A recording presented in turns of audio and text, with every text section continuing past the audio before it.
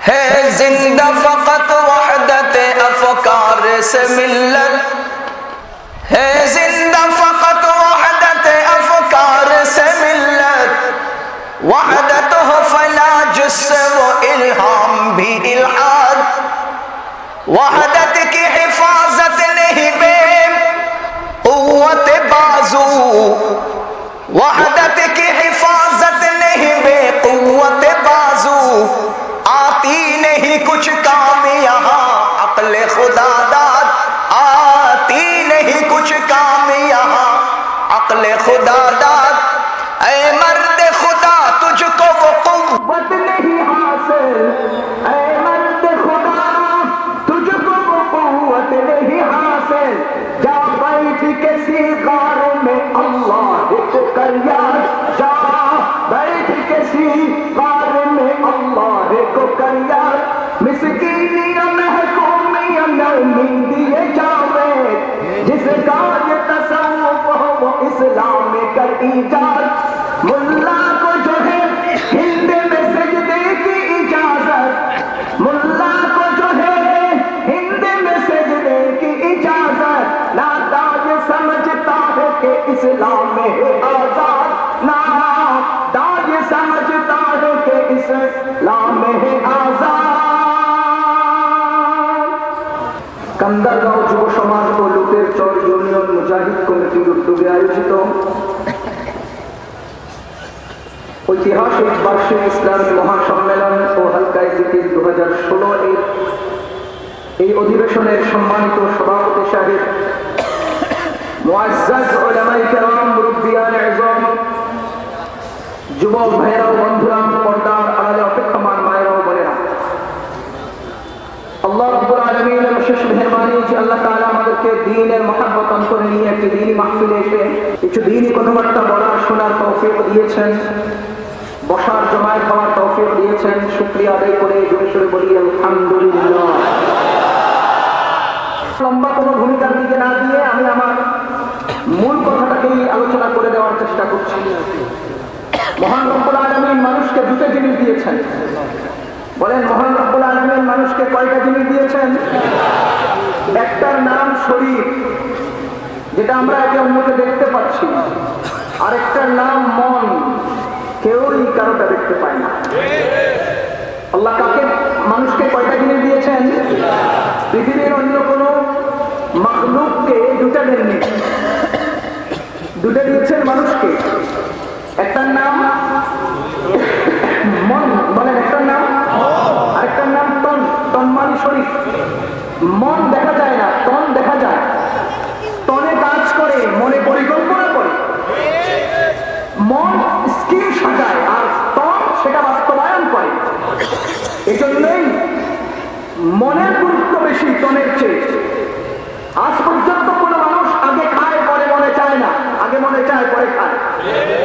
আজ পর্যন্ত কোনো মানুষ আগে বাজারে যায় পরে মনে চায়, এমনটা নয়। আগে মনে মনে স্কিম করে, বাজারে যাওয়ার চিন্তা করে, পরিকল্পনা করে, সিদ্ধান্ত গ্রহণ করে, তারপরে সঙ্গে বাজারে যায়। তার মানে জগতের সমস্ত কর্ম আগে মন সিদ্ধান্ত গ্রহণ করে, তারপরে শরীর সেটা বাস্তবায়ন করে। এজন্যই মানুষের মনের উপর ভিত্তি করে শরীরের কর্মের প্রতিদান। যদি মন শুদ্ধ না হয়, শরীরের কর্মের কোনো দাম নাই। যার মন নাই তার শরীরের কোনো কাজের দাম নেই। যার কারণেই মুহাম্মদ রাসূলুল্লাহ সাল্লাল্লাহু আলাইহি ওয়াসাল্লাম বলেন, আখলিস দীনাকা ইয়াকফিকাল আমালুল কলিল। মনকে শুদ্ধ করো, অল্প আমলে নাজাত পেয়ে যাবে। মানুষকে আল্লাহ কয়টা জিনিস দিয়েছেন? একটার নাম, আরেকটার নাম মনের যা যা, সেগুলোই একমাত্র গ্রহণযোগ্য। উদাহরণ দিয়ে বুঝবেন, মুসলমান যারা, তাদের মনে ঈমান আছে না নেই? কাফেরদের মনে, মুসলমান যারা, তাদের মনে তাকওয়া আছে না নাই? কাফেরদের মনে, মুসলমান যারা, তাদের মনে ইখলাস আছে না নাই? মুসলমান না যারা, তাদের এতটুকু বুঝলে এবার একটু সহজে বুঝেন। আমেরিকার সরকার সারা বিশ্বের সর্বোচ্চ পদের অধিকারী, তার কাছে নাই ঈমান, সে খেতে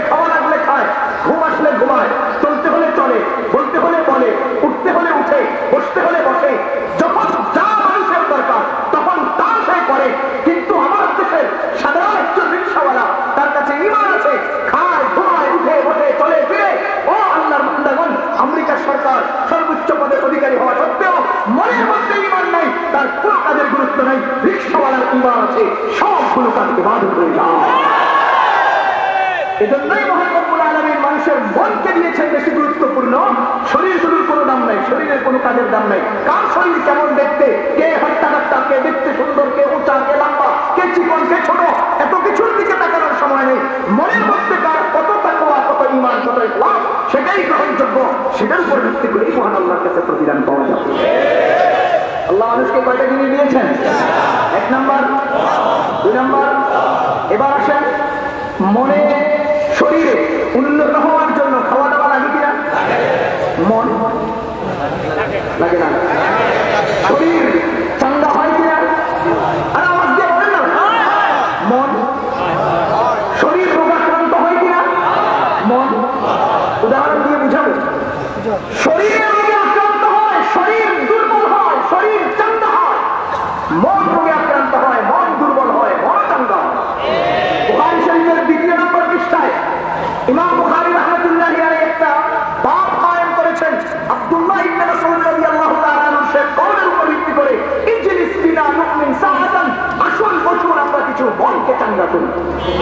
ওয়া ইযা তুলিয়াত আলাইহিম আয়াতুহু যাদাতুহুম ঈমানা, সূরা আনফালের মধ্যে আল্লাহ তাআলা বলেন, যখন ঈমানদারদের সামনে আল্লাহর বরকত নিয়ে কথা হয়, তখন তাদের মন চাঙ্গা হয়। তার মানে মন কি হয়? আবার মন দুর্বল হয়। কথা বলেন ঠিক কিনা? যখন পচা পরিবেশে যাবেন, অন্যায় জায়গায় যাবেন, দুর্গন্ধময় স্থানে যাবেন, যখন খাবার দুর্বল হবে, ঠিক মতো পানি পাবেন না, দুর্গন্ধের মধ্যে একেবারে ব্যস্ত হয়ে পড়বেন, সেখানে আপনার শরীর যেমন কৃষ্ণকায় হয়ে যায়, দুর্বল হয়ে যায়, ঠিক ওই জাতীয় পরিবেশে গেলে মনও দুর্বল হয়, মনও ছোট হয়। তাহলে ভালো খাবার খাইলে শরীর চাঙ্গা হয়, ভালো পরিবেশে গেলে মন চাঙ্গা হয়, ভালো পোশাক পরিধান করলে মন প্রফুল্ল হয়, শরীর প্রফুল্ল হয়, ভালো বুজুর্গদের সফরে গেলে, নেসবতে গেলে, সেখানে গেলে আমাদের মন কি হয়? চাঙ্গা হয়। শরীর রোগ আক্রান্ত হয় কিনা? আরো যদি বলেন, শরীরের রোগের চেয়ে মনের রোগ অনেক বেশি ভয়ঙ্কর, অনেক বেশি ভয়ঙ্কর। ও মুসলমান আল্লাহর বান্দাগণ, জগতের মানুষ শরীরের রোগের হিসাব করে, মনের রোগের হিসাব কেউ করে না। নিজের ছেলেটাকে ভালো খাবার খাওয়াতে হবে, উন্নত দুধ পান করাতে হবে, উন্নত পুষ্টিকর খাবার খাওয়াতে হবে, এই কথাটা সমস্ত গার্জিয়ানরা বুঝে। একটা গার্জিয়ানের ছেলেকে বিসমিল্লাহ করে খাওয়াতে হবে, সেটা বুঝে না। আরে শরীর চাঙ্গা হওয়ার ব্যবস্থা সবাই নিতে চায়, মন উন্নত করার ব্যবস্থা কেউ নিতে চায় না। শরীরের রোগে আক্রান্ত হলে মানুষ পাগল হয়ে যায়, মনের রোগে আক্রান্ত হলে মানুষ চিন্তাও করে না। আজকে সমাজটাকে মনের রোগ একেবারে আক্রান্ত করে ফেলেছে, যার কারণে হাজার ব্যবস্থা গ্রহণ করেও সমাজ থেকে জঙ্গি দূর করতে পারতেছে না। দুনিয়ার মুসলমান, খোদার কসম করে বলবো, দুনিয়ার অস্ত্র দিয়া জঙ্গি ঠেকাইতে পারবে না, জগতের সৈন্যবাহিনী দিয়া সন্ত্রাসী ঠেকাইতে পারবে না। মুসলমানের অন্তরে আল্লাহর ভয় ঢুকিয়ে দাও, কিচ্ছুই লাগবে না, সন্ত্রাস বন্ধ হয়ে যাবে। আল্লাহর ভয় ঢুকিয়ে দাও, সন্ত্রাস বন্ধ হয়ে যাবে। সন্ত্রাসের মোকাবিলা অস্ত্র নিবে, ওইটা অস্ত্র তোমরা ধ্বংস করবে, অস্ত্রের বিপরীতে অস্ত্র আসবে। খোদার ভয় ঢুকিয়ে দাও, খোদার কসম, কামড়ের ময়দানে, ইস্তেমার ময়দানে, ইচ্ছাই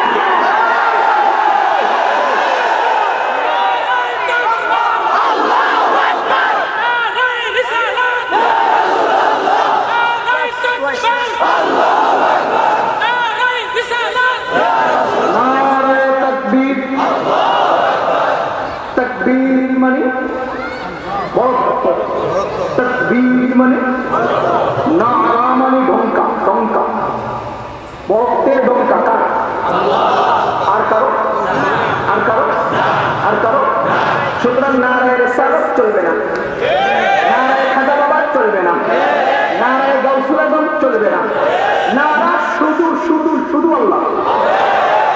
জীবন চলার পথে স্লোগান দেবো নারা কার? আর কারো না। আমি মুহাম্মদ রাসূলুল্লাহ সাল্লাল্লাহু আলাইহি ওয়াসাল্লামের নগণ্য থেকে নগণ্যতম একজন উম্মত। আমার একজনে প্রশ্ন করে, 12 রবিউল আউয়ালে নবীজির জন্মদিবস পালন করছি, আপনারও সুবিধা। এই দেওয়ানবাগী কুখ্যাত ভণ্ড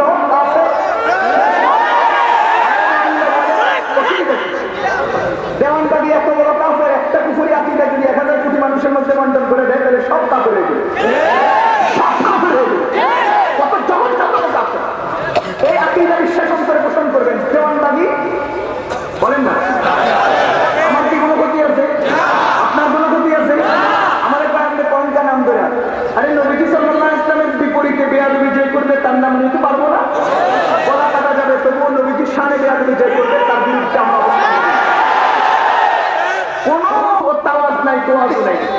এখানে কোন নমনীয়তা নেই। আমাদের নবীজি সাল্লাল্লাহু আলাইহি ওয়াসাল্লামের শানে এত জঘন্যতম বেয়াদবি, সে বলছে নজরটা আমার দিকে দেন, নজরটা আমার দিকে দেন, না ছেড়ে দেবো কথা। আমাকে দেখেন, আমাকে দেখেন, আমার এখানে বসাইছে আমার কথা শোনার জন্য, জানি আমি তাকাবেন না। এই বাংলা মিলে যদি বলি জিহাদ করবি, হুজুর করবো, 2 টাকার নোট 2000 কপি নিয়ে পিছনে যদি কেউ ছিঁড়ে আছে, একটা লোক থাকবো না।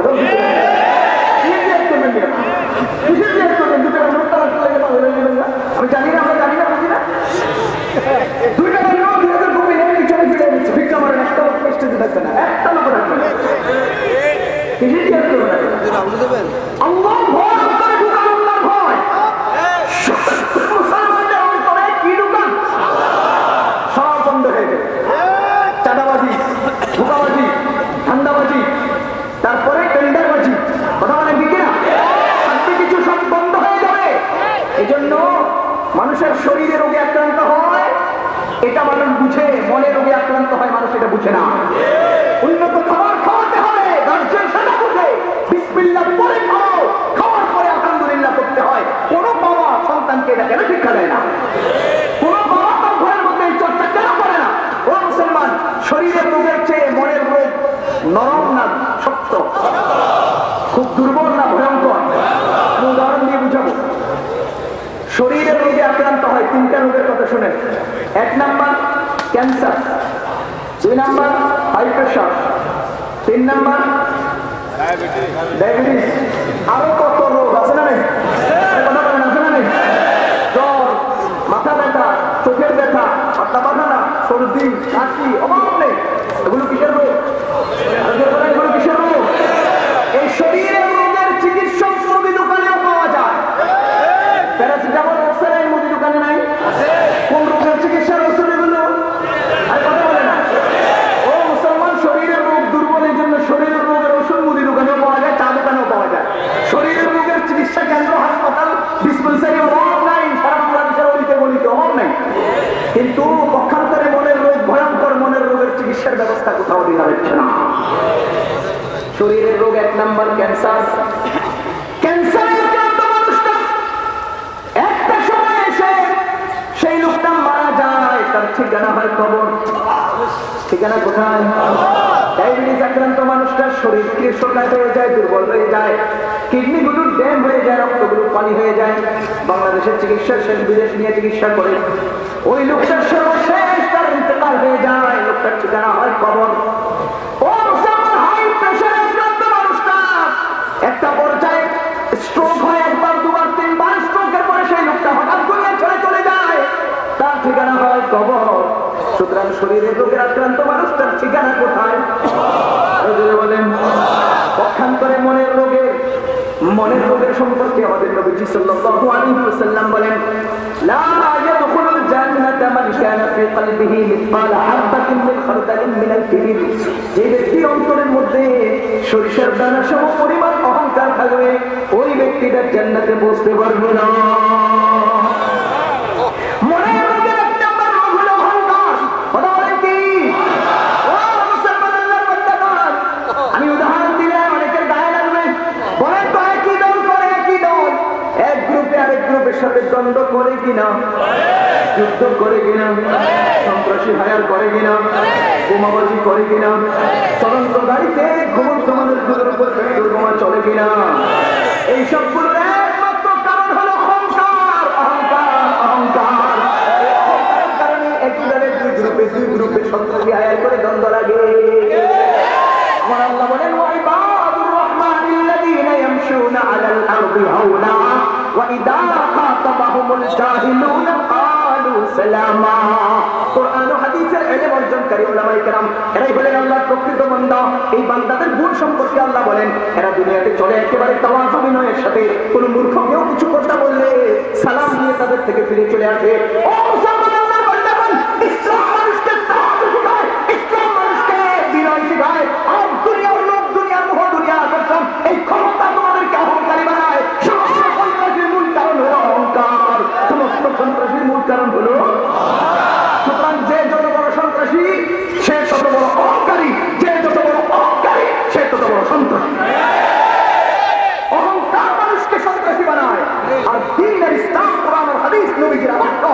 মানুষকে বিনয়ী বানাও। এই জন্যই ইস্তেমার মাঠে লাঠি লাগে না, এই জন্যই চরমনের মাহফিলে লাঠি লাগে না। 12 জনের সম্মেলন, 12 জনের সম্মেলন, 32 জন পুলিশ লাগে। কারণ একটাই কারণ, এই 12 জনের প্রত্যেকটার দিলের মধ্যে অহংকার। এই অহংকারের কারণে ছোট্টরা বড়টারে বড় করে হুমকি দেয়। আমি যখন হেফসখানে পড়ি আমার পুরো স্পর্শ মনে আছে, এয়ারপোর্টে ওভার ব্রিজের নিচে এক লম্বু চান্দাবাজ আর বাইকটা চান্দাবাজ, দুইজনে লাগছে না। এখন বাইকটারে লম্বুটারে কয়, চিনোস? একদম বসলাম, রামু চিনোস? আমার চিনোস? লম্বাটা কি কয়, তুই আমার চিনোস? আমার চিনোস? ওর বাইকটারে গেছে, তুই কবির চিনোস? ওই রফিক চিনোস? শফিক চিনোস? এটা খবর দিমুরটা ফোন দিয়ে চলে একদম বুড়ি বের করে দেবো। এবার হ্যাঁ, এবার আরো বড় নাম করছে, আলমগীর চিনোস? জাহাঙ্গীর চিনোস? এবার চট করে হ্যাঁ বাইকটারে আস্তে ওই যে কুকুরের মতো লেজটা নামাই দেখে, ভাই আপনি রইলেন বড় ভাই, আপনি না খেয়াল করেন তাহলে আমরা কেমন চলি। আমার চোখের সামনে দেখা দুই কুত্তা এক এলাকায় একাত্রে গেলে দৌড়ে ঢৌ ঢৌ কেমন করে, এগুলো গ্রামে কোনো অহংকারী। আলহামদুলিল্লাহ, দ্বীন আর ইসলামের ছোঁয়া যার গায়ে লেগেছে সে বিজয়ী হয়েছে। জাহেরে কিছু বললে আসসালামু আলাইকুম, এই ছাড়া আমাদের কোনো উত্তর নেই। বিনয়ের সাথে। সুতরাং আল্লামা আহমদ শফী সাহেবের কাছে আপনারা যান, চরমরাই সাহেবের কাছে আপনারা যান, দেখবেন হাতে হাত রেখে ওই রুমালটা হাতে ধরিয়ে প্রথম কথা বলবে, আল্লাহ ছাড়া কাউকে মানি না, আল্লাহর সাথে কাউকে শরীক করি না, চুরি করবো না, মিথ্যা বলবো না, ধোঁকাবাজি করবো না, তারপরে জুলুম করবো না।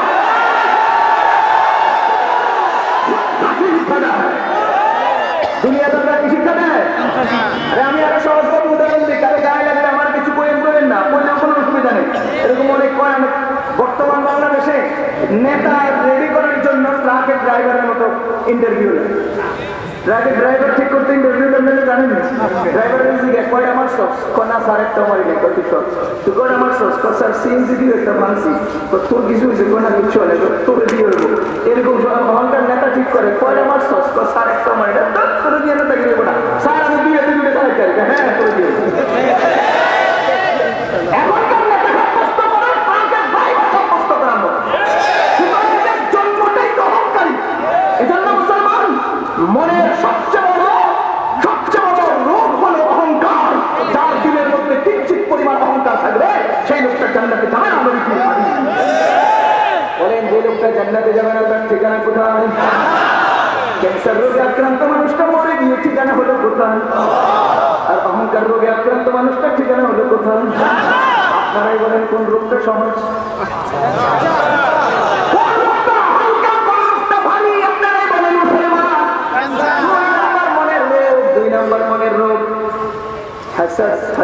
হিংসা। কথা বলেন কি? আমাদের নবীজি বলেন, ইন্নাল হাসাদা ইয়াকুলুল হাসানাত কামা তাকুলুন নারুল হাতাবা। মানুষের জীবনে বহু আইটেমের আমল করে, বহু আইটেমের আমল। তাহাজ্জুদ নামাজ পড়ে, ফরজ নামাজগুলো পড়ে, যাকাত দেয়, সদকা করে, রোজা রাখে, হজ করে, আছে না নাই? সালাম দেয়, বড়দেরকে শ্রদ্ধা করে, কষ্টদায়ক বস্তু রাস্তা থেকে সরিয়ে দেয়, অন্যের উপকার করে, ইকরামুল মুসলিমিন করে, উলামায়ে কেরামকে সম্মান করে। সমস্ত আমলগুলো করতে বহু কষ্ট হয়। কথা বলেন হয় কিনা? বাংলাদেশ থেকে বহু মানুষ টাকা ক্রয় করে, টাকা সংগ্রহ করে, টাকা কামাই করে ব্যাংকের অ্যাকাউন্টে রাখলো। ঘটনার চক্রে একদিন ব্যাংকের অ্যাকাউন্ট অর্থাৎ অনলাইন ব্যবস্থাপনা নষ্ট হয়ে গেল। আপনার টাকাগুলোর কি উপায়? আরে কথা কয় না?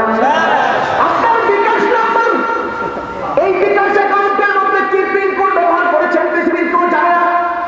ওই মোবাইলটা পকেটে নিয়ে পড়তে নদীতে লঞ্চুরি কাউন্টার শেষ হয়ে গেলেন। এই বিকাশ অ্যাকাউন্টের কি হলো? টাকাগুলোর কি হলো? মা ইনদাকুম ইয়ানফাদু ওয়া মা ইনদাল্লাহি বাক। আমার আল্লাহ বলেন, তোমার কাছে যা রাখছো সব ধ্বংস, আল্লাহর কাছে যা রাখবা সেটাই তোমার কাজে আসবে। ও মুসলমান আল্লাহর বান্দাগণ, বহু কষ্ট করে আমরা কামাই করলাম, অ্যাকাউন্টে রাখলাম, অ্যাকাউন্ট নষ্ট হয়ে গেল। জীবনে কিছুই তো অর্জন হলো না, সব কিছু খালি হয়ে গেল। আমার সব টাকা পয়সা আছে, হুন্ডির ব্যবসায়ী নিয়ে গেল। আমি জায়গা মতো গেলাম, আমি টেন্ডারবাজি করবো, সবাই টেন্ডার জমা দিয়েছে, আমার জমিতে টাকা নেই, আমার অবস্থা কি হবে? ঠিক তেমনি হবে। আমাদের নবীজি সাল্লাল্লাহু আলাইহি ওয়াসাল্লাম বলেন, ইন্নাল হাসানা ইয়াকুলুল হাসাদ ইয়াকুলুল হাসানাত। নিশ্চয় হিংসা তোমার জীবনের সমস্ত নেক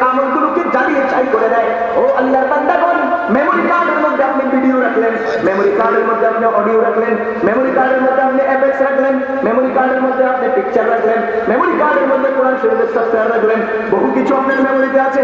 হঠাৎ করে একটা ভাইরাস ঢুকলো, পুরো মেমোরিটাকে হ্যাং করে দিল। বলেন তো আপনার 1 বছরের সংগ্রহ সবগুলো আছে না নাই? এই যে চলে গেল কিসের কারণে? ওই ভাইরাসটার কারণে, যে আমার পুরো সমাজবী মেমোরিটাকে হ্যাং করে ফেলেছে, আমার সমস্ত অর্জনগুলোকে নষ্ট করে ফেলেছে, আমার সমস্ত কামাইগুলো ধ্বংস করে দিয়েছে। হিসাব মিলে দেখেন এই ভাইরাসটা কত জঘন্যতম ভাইরাস। আমাদের নবী বলেন, ও জগতের মুসলমান, গভীর রাত্রে উঠে তাহাজ্জুদ করুন, তারপরে 5 ওয়াক্ত নামাজ আদায় করুন, পকেটের টাকা খরচ করে সাদকা করুন, 1-1.5 লাখ টাকা দিয়ে কুরবানি করুন, 3 লাখ টাকা খরচ করে হজ করুন, আল্লাহু আকবার আল্লাহু আকবার স্লোগান লাগাও, লম্বা লম্বা তাসবিহ টানো, অন্তরের মধ্যে হিংসা রেখেছ। এই হিংসাটা হলো এমন জঘন্যতম ভাইরাস, তোমার জীবনের সব আমলগুলোকে হ্যাং করে ফেলেছে।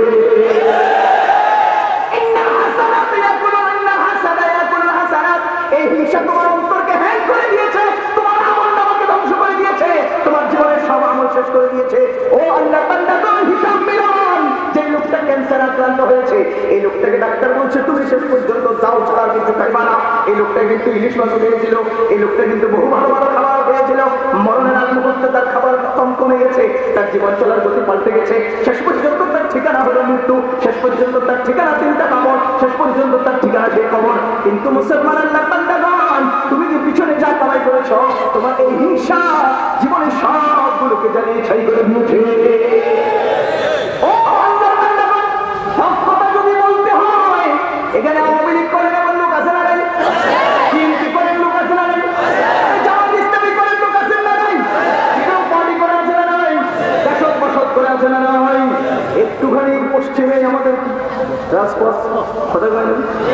এই আল্লাহ বান্দাগণ, তোমাদের রাজপথের আওয়ামী লীগ বিএনপির হিংসা গভীর রাত্রে তাহাজ্জুদটা জ্বালিয়ে ছাই করে দিচ্ছে, তোমরা বুঝতেছো না? যে হও না কেন, যে দলেরই হও না কেন, মুসলিম যাব মুসলমান হিসেবে এক হয়ে যায়। রাজনৈতিক দ্বন্দ্ব সেটা ভিন্ন ব্যাপার, রাজনৈতিক প্রতিহিংসা সেটা ভিন্ন ব্যাপার, কিন্তু ওই রাজনৈতিক হিংসা যদি আমার জীবনের প্রতিটি পরতে পরতে, প্রতিটি রন্ধ্রে রন্ধ্রে যদি এটা কাজ করে, তাহলে বলেন রাজপথের কিছুক্ষণের সেই জোরালো চালাবলী বক্তব্য আর সেখানকার হত্যা মামলা, গভীর রাত্রে তাহাজ্জুদ, 5 ওয়াক্ত নামাজ, হাতের পকেটের টাকার সাদকা, হজ, যাকাত, তাসবিহ সব শেষ করে দিচ্ছে। আপনি জামাত ইসলাম করেন, আমাদের সমাজে কিছু লোক এমন আছেন খুব আন্দোলন করে, জিহাদ করে, রাস্তায় গিয়ে গাড়ি ঘোড়া ভাঙে, বিকেল পর্যন্ত জিহাদ করছে, তো বিকেল বেলা যায় কাপড় চোপড় রাখতে টাইতে জিততে পরে রয়েছে, আসার খবর নাই, মাগরিবের খবর নাই, কি করছে? জিহাদ করলে নামাজ লাগে নাকি? আছে না? আরে সূরা নূরের 55 নম্বর আয়াতে আমাদের আল্লাহ বলেন, সূরা নূরের 55 নম্বর আয়াতে আমাদের আল্লাহ বলেন যে তোমাদের সাথে আল্লাহ ওয়াদা করতেছেন, তোমরা ঈমান এবং আমলের ময়দানে যদি 100 মিটারে পাস হয়ে যাও, তো এই সংসদ তোমাদেরকে আল্লাহ দিয়ে দিবেন। এখন আমাদেরকে, আমার একজন দেখি সিরাজগঞ্জে সিরাজ অফিসুর, বাংলাদেশের যে পরিস্থিতি, মানে সরকারের বিপক্ষে লোকটা, তো সরকার থেকে বাঁচার বর্তমানে এই যে অবস্থা, এই অবস্থা থেকে বাঁচার কোন রাস্তা আছে কিনা? হুজুর, এখান থেকে বাঁচার কি রাস্তা? আমি বললাম যে 2টা রাস্তা আছে। কি? 1 নম্বর রাস্তা, সবাই মিলে জুলে আজরাইলকে কিছু ঘুষ খাওয়াই করে এদের মাইয়া, এই ছাড়া কোন রাস্তা নেই আমার জানা মতো। আজরাইলকে ঘুষ খাওয়াই দেখবেন যে হ্যাঁ আপনার পক্ষে নেই কাম। 2 নম্বর রাস্তা, সূরা নূরের 55 নম্বর আয়াতে আল্লাহ বলেন, ওয়া'আদাল্লাহুল্লাযীনা আমানু মিনকুম ওয়া আমিলুস সালিহাত লা ইস্তাখলিফান্নাহুম ফিল আরদ কামা ইস্তাখলাফান্নাল্লাযীনা মিন ক্বাবলিহিম ওয়া লা ইউমাক্কিনান্না লাহুম দীনাহুম আল্লাযী ইরতাদা লাহুম ওয়া লা ইউবাদদিলান্নাহুম মিন বা'দি খাওফিহিম আমনা ইয়া'বুদুনানি ওয়া লা ইউশরিকুনা বি শাইআ। সূরা নূরের 55 নম্বর আয়াতে আল্লাহ বলেন, ও জগতের মানুষ, তোমরা যদি ঈমান পরিপূর্ণ হও, আমলে পরিপূর্ণ হও, এই 2 নম্বরে যদি পুরো পরিপূর্ণ হয়ে যাও, তাহলে আল্লাহ তাআলা তোমাদেরকে রাজত্ব দিবেন, তোমাদের ধর্ম দুনিয়াতে প্রতিষ্ঠা করবেন এবং সব জায়গা থেকে অশান্তি দূর করে সর্বত্র শান্তি প্রতিষ্ঠা করে দেবেন। করবেন কে? আল্লাহ। আওয়াজ দিয়ে বলেন, করবেন কে? ওয়াদা করেছেন কে? আল্লাহ। কাদের সাথে? ঈমানদার নেককারদের সাথে। বলেন কাদের সাথে? নেককার ঈমানদারদের সাথে। মনে করুন উদাহরণস্বরূপ এই এলাকার চেয়ারম্যান সাহেব সহ গণ্যমান্য ব্যক্তিবর্গ এখানে টেস্টের সাথে 5 জন লোককে এখানে দাঁড় করিয়েছে, 100 মিটার ব্যাগে দৌড় দিবে, যে ফার্স্ট হবে তাকে একটা গোল্ডেন কাপ দেওয়া হবে। এখন ওই 5 জনের মধ্যে একজন লম্বা, খুব সুন্দর হাতটা কাটলে সুন্দর ফুটন, একজন এরকম মোটা, একজন ব্যক্তি, একজন অসুস্থ, এই পাঁচজনে একাত্রে লাইন ধরে নিষেধ দৌড়। আচ্ছা, এবার যে লোকটা খুব লম্বা টম্বা, যে লোকটা খুব হৃষ্টপুষ্টতা, স্বাস্থ্য ভালো, এই লোকটা চিন্তা করলে এগুলো কেমন করে পারবো প্রতিযোগিতার কি কাম লই আমাদের কাপটা বলেন তো। এখানে যারা আছেন আমাদের কাপটা দিবেন? যদি নিতে যায়, হ্যাঁ কি সাব্যস্ত হবে? কথা বলেন, কি সাব্যস্ত হবে? আরে দৌড় দিলে হাঁটুর লোকে হাঁটু পারে কাটতে চিটতে পড়েও তো যেতে পারে। কথা বল, তুই দৌড়ে দেখ আগে, পরে নিয়ে।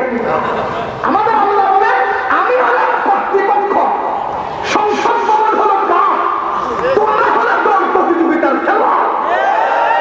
100 মিটার ব্যাগে দৌড় দাও, ইমানের ময়দানে, আমাদের ময়দানে আমি আল্লাহ কাপ দিয়ে দেবো।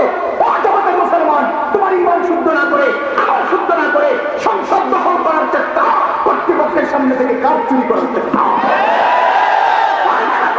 সংসদ দখল করতে পারবে না। ইমান মোকাম্মল করো, আমার শুদ্ধ করো, সেই ইমানদার নেতারাই সংসদ পরিচালনা করবে। এই আল্লাহ বান্দাগণ আগে পরিবার ঠিক করেন, দিন ঠিক করেন। যেমন উদাহরণ দিয়ে সহজে বুঝবেন, 5 জন সদস্য নিয়ে একটা পরিবার, ঠিক নেই? 5টা পরিবার নিয়ে একটা বাড়ি, ঠিক কিনা? 5টা বাড়ি ঠিক তো 5টা একটা মহল্লা ঠিক, 5টা মহল্লা ঠিক, একটা ইউনিয়ন ঠিক, 5টা ইউনিয়ন ঠিক তো একটা উপজেলা ঠিক, 5টা উপজেলা ঠিক তো একটা জেলা ঠিক, 5টা জেলা ঠিক তো একটা বিভাগ ঠিক, 5টা বিভাগ ঠিক, আর দেশ যদি ঠিক হয়ে যায়, তিনটের মধ্যে থেকে তো প্রধানমন্ত্রী হবে। এটার জন্য কি আন্দোলন লাগবে না? প্রথম আন্দোলন হবে প্রতিটি ব্যক্তির দিল ঠিক করো। প্রথম আন্দোলন প্রতিটি ঘরে ঘরে আল্লাহকে ঢুকিয়ে দাও। এই আল্লাহ যদি প্রতিটি ঘরে ঢুকে যায়, আল্লাহর হুকুম যদি প্রতিটি মানুষের দিকে ঢুকে যায়, নবীজির তরিকা যদি প্রতিটি মানুষের অন্তরে ঢুকে যায়, তাহলে পরিবার ঠিক হবে, সমাজ ঠিক হবে, মহল্লা ঠিক হবে, ইউনিয়ন ঠিক হবে, আরে উপজেলা ঠিক হবে, জেলা ঠিক হবে, দেশ ঠিক হবে, সরকার ঠিক হবে, সংসদ ভবন ঠিক হবে। আগে সংসদ দখল করে পরে দুনিয়া ঠিক করতে কখনোই পারবে না। এখন যদি কেউ বলেন যে হুজুর আমরা আন্দোলন করে সংসদ দখল করবোই, আপনার সংসদ দখল করতে পারবেন, এটা আমি অনাপত্তি করি না। আরে কার্ল মার্কস যদি পারে, লেনিন যদি পারে, আরে কলম্বাস যদি পারে, বুশ যদি পারে, আরে এরা যদি পারে, ওরা যদি পারে, আপনি পারবেন না কেন? আপনিও পারবেন, কিন্তু দেখার বিষয় হলো আপনার পাল্টার দ্বারা, দখল করার দ্বারা যে হুকুমের প্রতিষ্ঠা হবে, সেটা কি আল্লাহ হবে, সাহাবায়ে কেরাম হবে, রাসূলের হবে, না আপনাদের নিজের বানানো হবে, সেটাই দেখা। দখল করতে পারে না, দখল করতে পারলে আপনি পারবেন না কেন? জামাত ইসলাম পারবে না কেন? বিএনপি পারলে জামাতে পারবে না কেন? যে কোনো দল, যে কোনো মানুষ ঐক্যবদ্ধ চেষ্টা করলে কিছু একটা অর্জন করতে পারবে, কিন্তু সেই পারার দ্বারা আপনাকে ইসলাম প্রতিষ্ঠা হচ্ছে না আপনি প্রতিষ্ঠা হচ্ছেন? ইসলাম প্রতিষ্ঠা হওয়ার জন্য আগে সংসদ দখল করে পরে নয়, আগে মুহাম্মদুর রাসূলুল্লাহ একজনের লা ইলাহা ইল্লাল্লাহর দাওয়াতে অনেক মানুষ জমায়েত হয়েছে, বিশ্বকে তারাই পরিচালনা করে দেখিয়েছে। একজন থেকে শুরু হয়, বহুজন একত্র হয়, বহুজনের মধ্য থেকে ভালো জনরাই দেশ চালায়। এই জন্য মুসলমান ইমান ঠিক করেন, দিল ঠিক করেন। অন্তরের 2 নম্বর রোগ কি? হিংসা। বলেন 2 নম্বর রোগ কি? হযরতে সাদ ইবনে আবি ওয়াক্কাস রাদিয়াল্লাহু তাআলা নাম শুনেছেন? ইসলামের ইতিহাসে সর্বপ্রথম কাফেরের দিকে যিনি তীর মেরেছেন, মসজিদে ঢুকতেছেন, নবীজি বলতেছেন যে লোকটা এখন মসজিদে ঢুকবে এই লোকটা জান্নাতে। আরে ফুটবল খেলার সময় যখন বলটা চিপা দিয়ে ঢুকে তখন কি করে? কেউ শিখায় দেয়? আসতে করে। যখন বলটা উড়ে আগে বাইরে চলে যায় তখন কি করে? চুপচাপ থাকে না, খুব লাফায় করে। বলটা যখন করে দেয় বলে ক্যাচ, তখন কি করে? ওই সময় ক্যাচ আউট করতে হয়, এখানে গোল করতে হয়, ওখানে ছক্কা করতে হয়, বুঝেন? এখানে সমাজের কথা বুঝলে তোর কথা বলে সুবহানাল্লাহ করতে হবে, বুঝেন না? এটা বুঝেন না? একবার সুবহানাল্লাহ বললে নবীজি বলেন জান্নাতে একটা গাছ দিবে। কি দিবে? কোথায়? মেঘনা নদীর পাড়ে। কোথায়? কে বলেছেন? নবীজি বলেছেন। আমাকে আপনারা দেখতেছেন? দেখতেছেন? আপনাদেরকে আমি দেখতেছি। খোদার কসম, আপনারা যত সত্য, আমি যত সত্য, নবীজির বাণী তার চেয়ে 1000 গুণ সত্য। কোনো সন্দেহ নেই, কোনো সন্দেহ নেই। নবীজি বলেছেন একবার সুবহানাল্লাহ বললে জান্নাতে একটা গাছ দিবে। এবার সহজ উদাহরণ বলেন, আপনার বাড়িতে আমার জন্য একবেলা খাবার আল্লাহ বরাদ্দ করেছেন,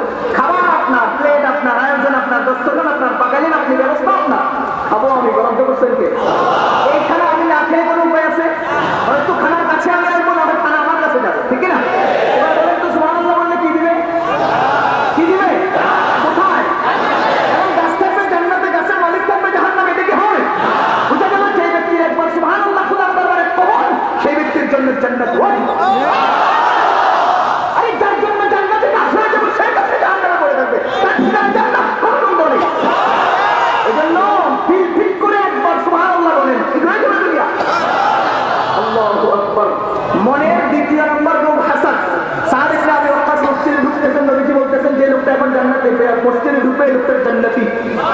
হযরত আমর ইবনে আস রাদিয়াল্লাহু তাআলা তার পিছে গেছেন, যে তারে বললেন ভাই আমি আপনার মেহমান হতে চাই, থাকেন। দ্বিতীয় দিন রইলেন, তৃতীয় দিন রইলেন, কোনো তাহাজ্জুদ পড়ে না, ফজরের পরে বসে বসে কিচ্ছু করে না, এরপরে বাবার নামে জিকিরও করে না, আবার বড় বড় আলুওয়ালা তসবিহও টানে না, তাহাজ্জুদ নামাজও পড়ে না, কিচ্ছুই নেই। আমার নবীজি কয়ে জান্নাতি, বুঝলাম না ঘটনা কি। 3 দিন পরে জিজ্ঞেস করে আপনি আসলে কি করেন, আপনার তো উল্লেখযোগ্য কোনো আমল করতে দেখি না, কি গুণে আপনাকে জান্নাতি বললেন? তো আমাকে আপনি জান্নাতি বলছে নবীজি? হ্যাঁ আপনাকে জান্নাতি বলেছে। আমি জানি না তবে আমার কি গুণ আছে। একটা জিনিস আছে, আকাশের নিচে জমিনের উপরে সূর্যের আলোতে পৃথিবীর কোনো মানুষের প্রতি আমার অন্তরে কুচ্ছিত পরিমাণ হিংসা নাই। হযরত আমর ইবনে আস বলেন এই গুণের কারণে আল্লাহ রাসূল আপনাকে জান্নাতি বলেছেন। কেন আপনার দিলে ভাইরাস নাই, যা জমাইছেন সব থেকে গেছে। আসলে দিনকে ইয়াকফিকা আমালুল কলিল, নবী যে সংস্করণে থেকে কি পরিমাণ আমল করেছেন হিসাব মিলান, এর দ্বারাও তিনি মুক্তি না পাইলে মুক্তি পাবে না। ও আল্লাহর বান্দাগণের জন্য অন্তর থেকে হিংসা দূর করা দরকার আছে না? মনের 3 নাম্বার রোগের নাম হলো দুনিয়ার লালসা। রাসূল করিম সরকার মুহাম্মদুর রাসূলুল্লাহ সাল্লাল্লাহু আলাইহি ওয়াসাল্লাম ইরশাদ করেন, হুব্বুদ দুনিয়া রাসু কুল্লি খাতিয়া, দুনিয়ার মহব্বত, দুনিয়ার লোভ, দুনিয়ার লালসা জগতের সমস্ত অনিষ্টের মূল, সমস্ত চুরির মূল, ডাকাতির মূল, বাটপারের মূল, হেজের মূল, খুনের মূল, রক্তক্ষরণের মূল। কথা কয় না? দুনিয়ার সমস্ত সন্ত্রাসের মূল কি? দুনিয়ার লোভ। কি মুসলমান, কেউ লোকে আজকে ক্ষমতাকে ধরে রাখার জন্য, আর কেউ তাদের থেকে ক্ষমতাটা ছিনিয়ে নেওয়ার জন্য। এই তো দুনিয়াতে চলছে খেলা। কথা বলেন দেখি না? কেউ কাউকে মেরে ফেলতেছে, রাতের অন্ধকারে মেরে, দিনের আলোতে মেরে। নদীর মধ্যে 7টা মানুষকে ভাসিয়ে দিয়েছে কিসের কারণে? ও আল্লাহর বান্দাগণ, চলন্ত গাড়িতে আমরা যখন দেখতে পাচ্ছি দাউ দাউ আগুন জ্বলে, ভিতর থেকে মানুষগুলোকে উদ্ধার করার কেউ নাই। কারণ কি কারণে? দুনিয়ার বুকে যত হিংসা, জায়গা জমি নিয়ে যত হিংসা, যত দ্বন্দ্ব, সবগুলোর একটা মাত্র কারণ হলো দুনিয়ার লোভ, দুনিয়ার লালসা। আমাদের নবীজি বলেন দুনিয়া রাসুকুল্লি খাতিয়া, দুনিয়ার লালসাই জগতের সমস্ত অন্যায়ের মূল।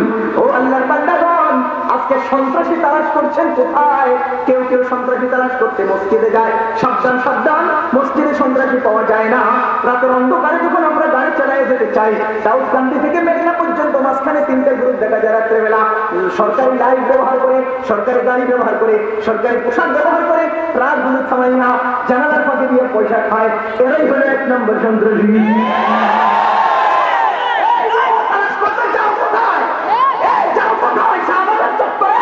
সেখানে হাসপাতালের রোগীরা ঘন্টার পর ঘন্টা দাঁড়িয়ে থাকে, তোমার মতো রাজদরবারি মানুষরা গাড়ি নিয়ে এগিয়ে যাচ্ছ, মাজলুম মানুষকে মাজলুম অবস্থায় ফেলে রেখে তুমি যে গাড়ি চালিয়ে যাচ্ছ, তুমি তো প্রথম সন্ত্রাসী।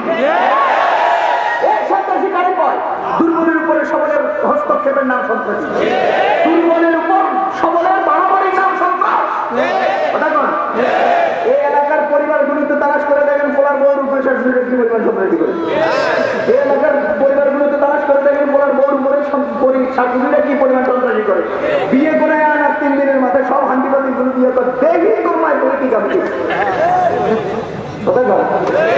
সব কিছু শেষ করে এরপরে কাজ করতে করতে হাত ছাড়া হয়ে যায়, পা কি হয়ে যায়। এরপরে কারণ তো করতেই পারে না, যে স্বামীটা আছে আমি 3টে নষ্ট হয়ে যায়, মা বাবার প্রতি একটুখানি অনিয়ার সৃষ্টি হয়। কারণ বউটা তার সবাই আদর করানো যায়, কাছে নিয়ে থামান যায় না, বউরে আদর করানো যায়, কাছে নিয়ে থামান যায়। এই জন্য বোনেরা যখন ভাইয়ের কথা শুনতে বিয়ের কথা শুনে ভাইয়ের দিনের মধ্যে সামান্যতম একটু ব্যতিক্রম সৃষ্টি হয়, বোনেরা বিয়ে করে ভাইয়েরা হারায় ফেলাইছে। মায়ের ঘর বিয়ে করে বলা বউ কাছে বিয়ে করে আপনি এই মা বাবারা আমরা হায়ার করে মাঝে মধ্যে দেখো হুজুর মা বাবার পক্ষে একটু ওয়াজ করি, মা বাবার পক্ষে ওয়াজ করতাম। আমি শুরু করে দিয়েছিলাম, কারণ মা বাবার হক আগে মা বাবা না আগে সন্তান। আরে জোরে বলেন। তাইলে যে পরে আসে তার হক দিবা, তাইলে তোমার সে হক দিবে। তুমি কাউকে হক না দিলে তোমার কি হক দিবে? এখনকার সময়ে মা বাবারা সন্তানকে হক দেয় না, এই জন্য সন্তানেরাও মা বাবারে গুলি দেয়। ওষুধ খাওয়াইয়া দুটোটারে মা বাপ দোলনা, কি শক্তিশালী পুলিশ দুজন। সকালবেলা উঠটার পোশাকটা গায়ে দিয়ে 14,000 মানুষের একাত্রে দাঁড় করায় রাখছে। হুকুম দিলে সব স্টপ। হে দুজন একাত্রে মাইয়া যে খাওয়াই দিলে শেষ করে কারণটা কি? কথা বলেন আল্লাহর কসম, একেবারে হালালের উপরে চলে চালিয়ে অর্জন করে রক্ষণ করে গ্রহণ করে সন্তানকে মানুষ করা কঠিন। সেখানে হারাম দিয়ে তুমি সন্তান মানুষ করবা। যে মা বাবা সন্তানকে হারাম দিয়ে বড় করে সেই সন্তান হারামের জন্য মা বাবার কপালে লাভ মারে। এই ছাড়া তোমার কপালে আর কিছু জুটবে না। আমার আফসোস লাগে এই সমস্ত গার্জিয়ানরা নিজের পকেটের টাকা খরচ করে সন্তানের সুদ করবা না। সুদের অঙ্ক বসায়, সুদের অঙ্ক বসে, সুদের অঙ্ক। আরে অজুতে চাই ফরজ, অজু বন্ধের 7 কারণ কোনো মা বাবা জিগায় না। কয়ে লসাগু বসাগু, তারপরে এই কামজাবি কি অঙ্কগুলো আছে না, এগুলো একসময় আমি করছিলাম সব।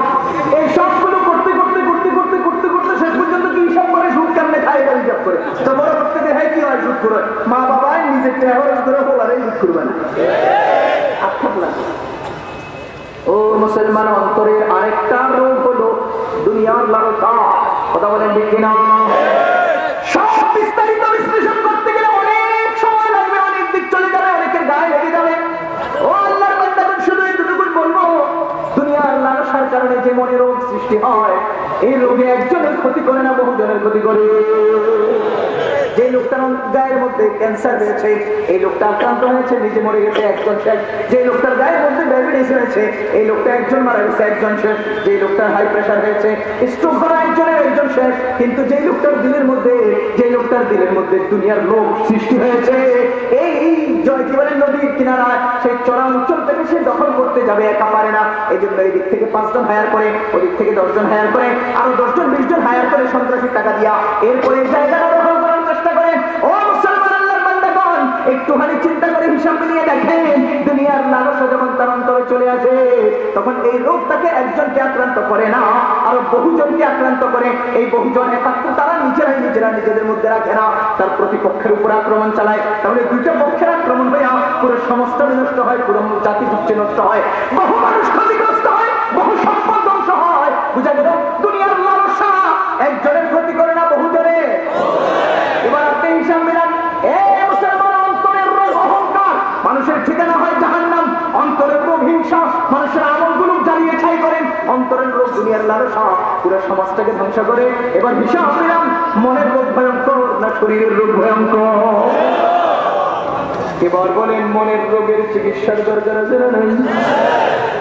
মনের রোগের চিকিৎসার দরকার আছে না নাই? কমজোর আমার গ্যাস্ট্রিক, এবার 3 জনের কথা বলছে, তো আমরা অ্যান্টাসিড খান, আরেকজনকে নিউটেক খান, একজনকে সেগুলো খান, আরেকটা খান, মানে সবাই ডাক্তার। কি সবাই ডাক্তার? কিন্তু আমার মনে হিংসা, কি করতাম বলেন না? ও ভাই, হাঁটুর মধ্যে পানি হয়নি, হাঁটুতে পানি হয়, একটা চিকন নালিতে ইনজেকশনের শীষ দিয়ে এটাকে বের করতে হয় মাঝে মাঝে, অথবা হাঁটুর জোড়ায় খুব ব্যথা হয়, সেই জোড়ার একেবারে সূক্ষ্ম জায়গার মধ্যে ইনজেকশন পুশ করতে হয়। হাতুড়ে ডাক্তারে পারে না, কঠিন যোগ্যতাওয়ালা ডাক্তার লাগে। যে রোগ যত কঠিন, সেই রোগের চিকিৎসক তত অভিজ্ঞ। কথা বলে, তাইলে চোখের অসুখ হইলে ড্রপ দেওয়া যায়, কি গ্যাস্ট্রিক হইলে ট্যাবলেট দেওয়া যায়, মাথার ব্যথা হলে প্যারাসিটামল দেওয়া যায়। কিন্তু হাঁটুর মাঝখানে ব্যথা হলে সেটাতে ইনজেকশন যেখান থেকে দেওয়া যায় না।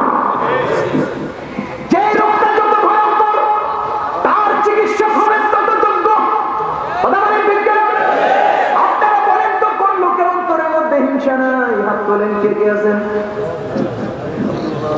আল্লাহ 2-4 জনে হাত তুলতেছে। খোদা গো, তুমি তাকে মুসিলে আমরা সবার অন্তর থেকে হিংসা দূর করে দাও।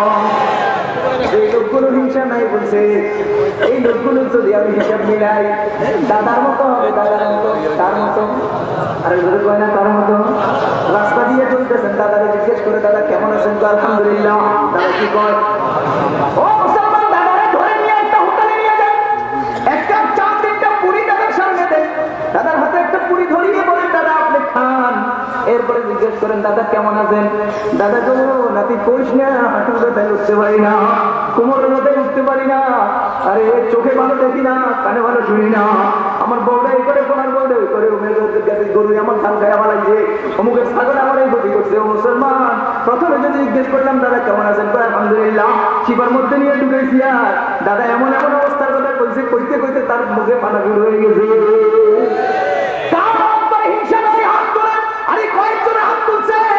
যদি এরপরে কোনায় নিয়ে জিজ্ঞেস করেন, দেখেন তার ফোড়া মাইনের লাগে নিজের হিংসা অভাব না। সবগুলো যারা অবস্থা বাংলাদেশে একটা মানুষ জমা কিনে হিংসা নাই। দেখেন কি অবস্থা, উপর দিয়ে জুম্বা আর বাবরি নিয়ে সোনাই চলন যায়, উল্টে মুসলমানি করেছে। উপরে জুম্বা দিয়ে দুনিয়া চলে না, ভিতরে ঢুকতে হবে। কথা না ঠিক কিনা? আল্লাহ বান্দা করে অন্তরে হিংসা সমান আছে, অন্তরে হত্যার সমান আছে, অন্তরের মধ্যে দুনিয়ার লালসা, দুনিয়ার লোক আছে না?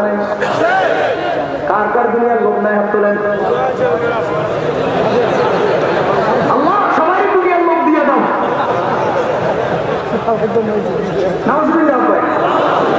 আল্লাহ সবাই অন্তর থেকে দুনিয়ার লোক দূর করে দাও। মনের রোগ কি? হিংসা মনের রোগ, লোভ মনের রোগ হলো অহংকার। আরো বহু রোগ আছে, আমি 3টা রোগের কথা বলছি মুসলমান। এবার বলেন তো এই মনের চিকিৎসার দরকার আছে না? ও আল্লাহর বান্দাগণ, আমাদের নবীজি এই জন্যই সাল্লাল্লাহু আলাইহি ওয়াসাল্লাম বলেন, আল্লাহু আকবার, মন যদি কারো ঠিক হয়ে যায় জগৎটা ঠিক হয়ে যাবে, মন যদি খারাপ হয়ে যায় জগৎ খারাপ হয়ে যাবে। আলা ইন্না ফিল জাসাদি লামুদগা ইযা ফাসাদাত ফাসাদাল জাসাদু কুল্লু ওয়া ইযা সালুহাত সালুহাল জাসাদু কুল্লু আলা ওয়া হিয়াল কলব। ও মুসলমান, প্রাইভেট কার চেনেন নি আপনারা? একটা প্রাইভেট কার চলার জন্য এই প্রাইভেট কারের মধ্যে ব্রেক আছে, আছে না নেই? আর যদি বলেন আছে না নেই? এখানে একটা উদাহরণ দেয়, প্রাইভেট কার আশ্চর্য উদাহরণটা আমি জীবনে বলছি। ও আল্লাহর বান্দাগণ, আমাদের এই জীবন চলার মধ্যে একটা প্রাইভেট কার যদি গন্তব্যে যেতে হয় 3টা জিনিসের দরকার। একটা হলো আসল, বাকি 2টা তার সহযোগী। একটা হলো কি? আরো যারা বলেন না, একটা হলো তার আসল আর বাকি 2টা তার সহযোগী। 1 নাম্বার আসল হলো ইঞ্জিন। প্রাইভেট কারের ইঞ্জিন যদি ঠিক হয়, গাড়িটা চলার যোগ্যতা হয়। ও মুসলমান, 2 নাম্বার হলো চাকাগুলো। চাকাগুলো যদি ঠিক না হয় গাড়ি চলে না। গাড়ির চাকাগুলো ঠিক থাকতে হয়। গাড়ির চাকা ঠিক থাকলে গাড়িটা যে গন্তব্যে যেতে পারবে না। ওর মধ্যে ব্রেকও ঠিক থাকতে হয়। ব্রেক যদি ঠিক না হয় তাহলে ড্রাইভার সাহেব ঢাকা ইউনিভার্সিটি, ঢাকা মেডিকেল কলেজে হঠাৎ করে দেখে হাত ভাঙা হয়, চোখ খুলছে, কিরে ভাই তুই অ্যাক্সিডেন্ট করলি কেমনে? হুজুর আমি গাড়ি চালাতে যাচ্ছিলাম, আরে হঠাৎ করে দেখি একটা ট্রাক আমার সামনে, আমি ট্রাকটাকে সাইড দিয়ে দিয়েছি। কদ্দূর চলছি দেখি একটা বাস আমার সামনে, আমি বাসটাকেও সাইড দিয়ে দিয়েছি। কদ্দূর গেছি আর দেখি আমার সামনে একটা প্রাইভেট কার, আমি প্রাইভেট কারেও সাইড দিয়ে দিয়েছি। কদ্দূর যাই দেখি আমার সামনে একটা ব্রিজ, আমি ব্রিজটাকেও সাইড দিয়ে দিয়েছি। এরপরে আর মনে নেই ব্রিজটা কি দিয়েছে, তারপরে ঢাকা মেডিকেল কলেজ মনে। এটা ব্রেক ঠিক থাকবে, গাড়িটা গন্তব্যে যেতে পারবে। আমাদের জীবন চলার পথে আমাদের এই শরীরটা হলো একটা প্রাইভেট কার, গন্তব্য হলো জান্নাত।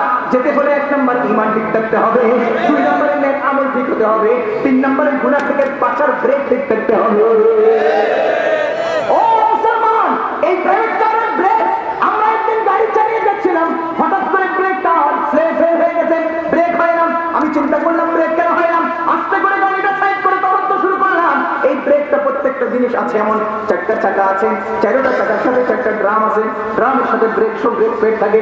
ওই ব্রেক শো ব্রেক গুলোকে ড্রামের সাথে চাপা দেওয়ার জন্য সেখানে ছোট ছোট পকেট থাকে, ছোট সিলিন্ডার থাকে, সেখানে একটা পাইপ থাকে, পাইপের ভিতরে ব্রেক হয়ে থাকে, ইঞ্জিনের সাথে একটা মাস্টার সিলিন্ডার থাকে। আর এই ব্রেক ফেল হওয়ার অনেকগুলো কারণ, সেই ব্রেক শো নষ্ট হয়ে যায়, অথবা পাইপ লিক করে, অথবা সেখানে পকেটটা নষ্ট হয়ে যায়, কোনো না কোনো উপায়ে ব্রেকটা ফেল করে। ও আল্লাহর বান্দাগণ, তদন্ত করে দেখলাম কোনো ব্রেকের সমস্যা নাই।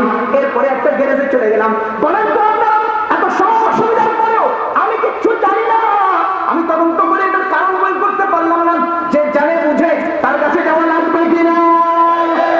আজকে আমাদের সমাজে কিছু লামাসাবি আলে ইসলামদারি আছে না নাই? এরা সব নিজেরাই নিজে বুঝে, কোনো হুজুর লাগে না, ইমাম লাগে না, আলেম লাগে না, বুজুর্গ লাগে না, ওস্তাদ লাগে না, নিজেরাই নিজেরা বুঝে। নিজে নিজে বেশি বুঝতে গেলে শয়তানের মতো পরিস্থিতির শিকার হতে হয়।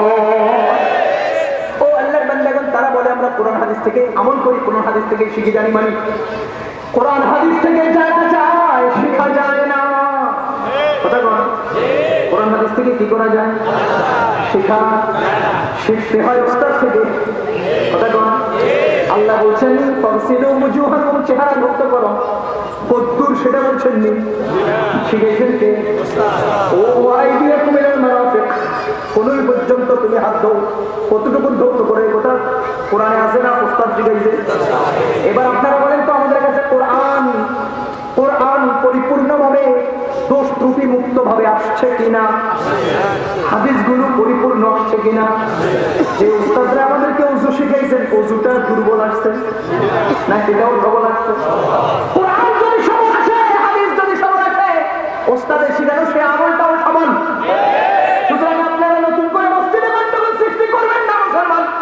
যদি কোনো অসুবিধা সৃষ্টি হয়, ওস্তাদের কাছে যেতে হয়, মুরব্বির কাছে যেতে হয়। কথা বলেন, গাড়িটা যখন ব্রেক হয় না, গেলাম গ্যারেজে মিস্ত্রির কাছে, জিজ্ঞেস করলাম ভাই ব্রেক হয় না কেন? সব তদন্ত করে সে বলতেছে হুজুর আপনার এই ব্রেকের মাস্টার সিলিন্ডারটা নষ্ট হয়ে গেছে। মাস্টার সিলিন্ডারে আপনার এখানে পাওয়ার ঠিক করে না, সেখানে আপনার পাওয়ার চাপ দেয় না, এজন্য ব্রেক হচ্ছে না। ও মুসলমান, আমাদের নবীজি বলেন আলা ইন্না ফিল জাসাদি লা মাস্টার সিলিন্ডার। নবীজি বলেন ইন্না ফিল জাসাদি মাস্টার সিলিন্ডার, শরীরের মধ্যে একটা মাস্টার সিলিন্ডার আছে। ইদা ফাসাদাত ফাসাদাল জাসাদু কুল্লু, যখন মাস্টার সিলিন্ডারটা খারাপ হয়ে যায়, হাতের ব্রেকগুলো খারাপ হয়ে যায়, পায়ের ব্রেকগুলো খারাপ হয়ে যায়, চোখের ব্রেকগুলো খারাপ হয়ে যায়, দিমাগের ব্রেকগুলো খারাপ হয়ে যায়। সমস্ত সন্ত্রাসীরা, সমস্ত জালিমেরা, সমস্ত বামপন্থীরা, সমস্ত অন্যায় অবিচারকারীরা, সমস্ত ক্ষমতালোভীরা, সমস্ত হাসাদকারীরা, সমস্ত হিংসুটেরা, সমস্ত অহংকারীরা, অন্তর যখন নষ্ট হয়ে গেছে, জগতের সমস্ত অনিষ্ট তাদের দ্বারাই সংগঠিত হচ্ছে। শরীরের মধ্যে মাস্টার সিলিন্ডারটা নষ্ট হয়ে গেলে জগৎটা নষ্ট হয়ে যায়। আমাদের নবী জীবনে সেই মাস্টার সিলিন্ডারের নাম হলো কলব। সেই মাস্টার সিলিন্ডারের নাম কি? এই জন্য মন ঠিক করতে হবে। মন ঠিক করার জন্য মনের ডাক্তারের কাছে যাওয়া লাগবে কিনা? আর যদি বলেন দেওয়ানবাগী মনের ডাক্তার, কুতুববাগী মনের ডাক্তার, হাজারবাগী মনের ডাক্তার, শাহবাগীরা মনের ডাক্তার, তারা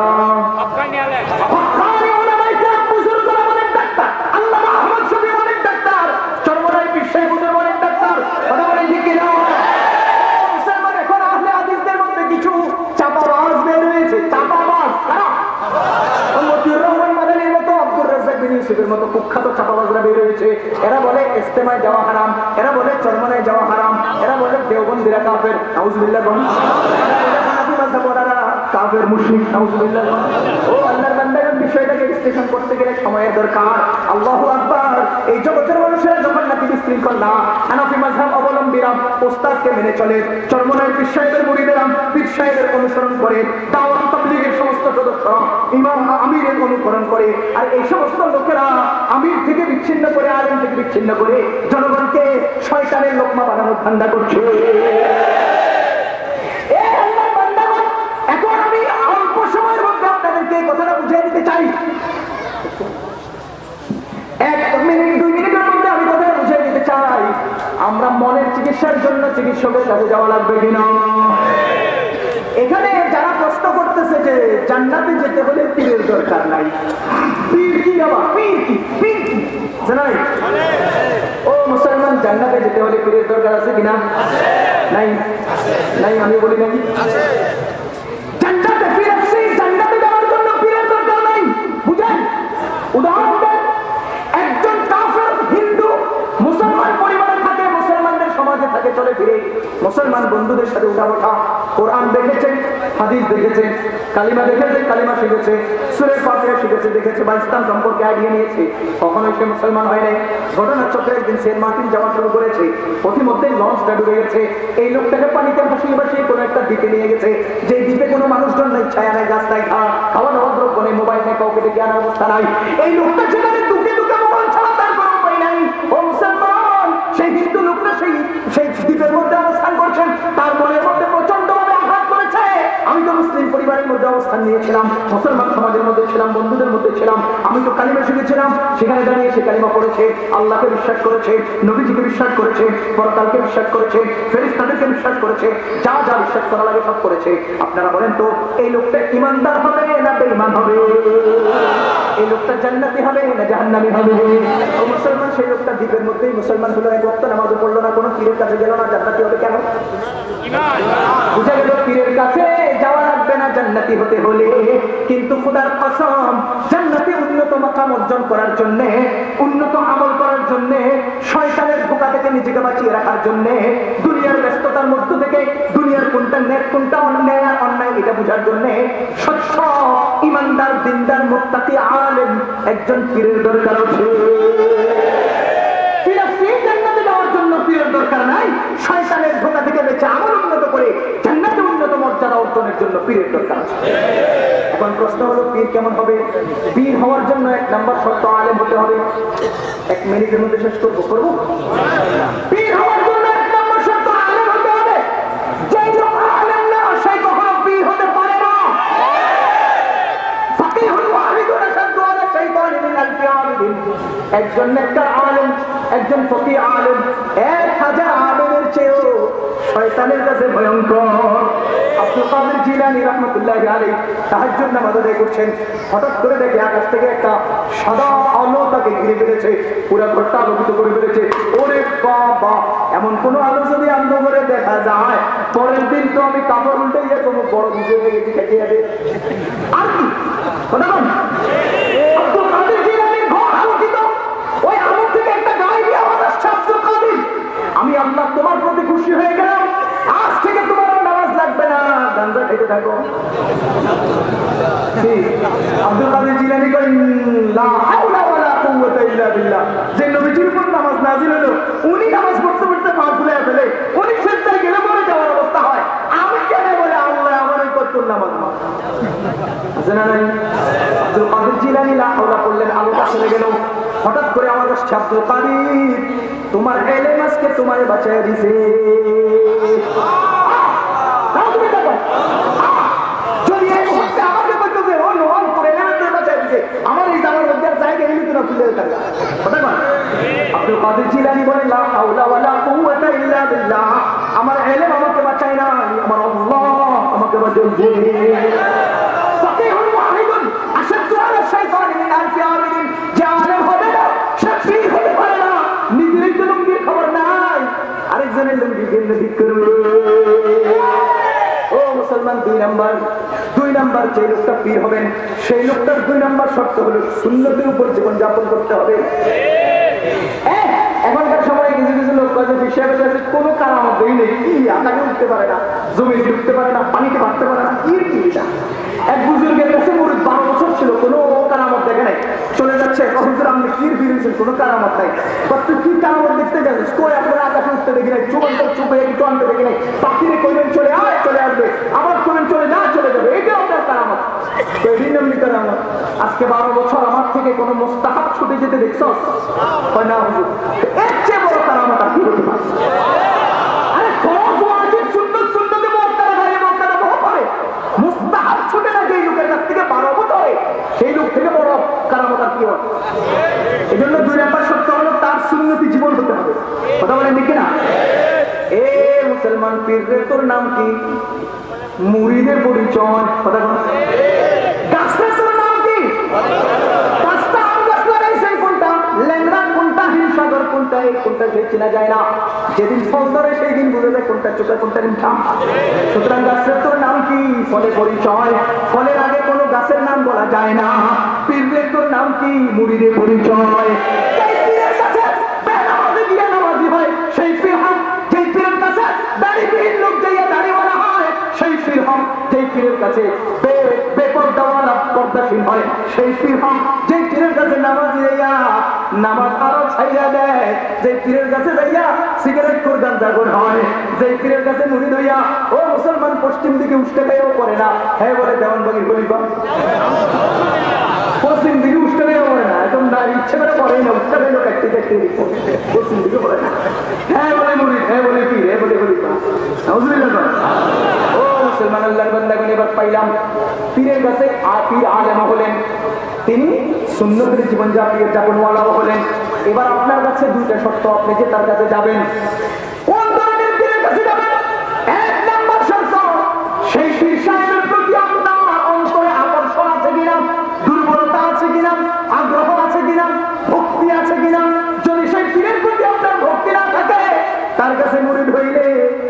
লাভবান হতে পারবেন না। যে খাবারের প্রতিপত্তি থাকে না সেই খাবার খাইলে বমি হয় অথবা পাতলা হয়ে গেল। 3 নম্বরে হুজুরের কাছে যখন আমি মুরিদ হব, এবার 1 নম্বর শর্ত হলো আমি আমার জীবনের সমস্ত অসুবিধাগুলো তার কাছে ব্যক্ত করব। কি অসুবিধা? চোখে কি বলে আমার পর্দা ঠিক আছে কিনা, আমার অন্তরের লোক কি আছে, আমার হাসাদ কেমন আছে, অহংকার কেমন আছে, আমি দুনিয়াদারি কেমন করতে চাই, সবগুলো অসুবিধা ডাক্তারকে বলতে হবে। ডাক্তার তো গায়ে জানেন না, বিশ্বাসকে সব বলতে হবে। এরপরে হুজুরের কাছে যা কিছু বলবো, হুজুর আমাকে যে আমলটা দিবেন, যে ওষুধটা দিবেন, এই ওষুধটা আমার খাইতে হবে। আমার পিতা লাগে বলে ওষুধ যদি গ্রহণ না করি রোগ মুক্ত হবে না। এই মনের চিকিৎসার জন্য একজন আলেম আপনার অন্তরে ভক্তি শ্রদ্ধা আছে এমন সুন্নতি জীবন যাপনকারী হক্কানি পীরের সংস্রবে যাবেন, তাদের হাতে হাত রাখবেন, তাদের সাথে জীবনের প্রতিটি পড়তে পরামর্শ নেবেন এবং সেই অনুপাতে জীবন কাটাবেন। শয়তান নচেত আমাদেরকে পাপ পিছিয়ে দেবে, কেমন কেমন পিছন দেয়, সেটা যদি উদাহরণ দিতে চাই সময়ের দরকার। মহান আল্লাহ তাআলা আমাদেরকে মনের রোগ ব্যাধি থেকে বেঁচে থেকে আল্লাহ দিনের উপরে স্বচ্ছ সুন্দর শুদ্ধ জীবন যাপন করার তৌফিক দান করুন।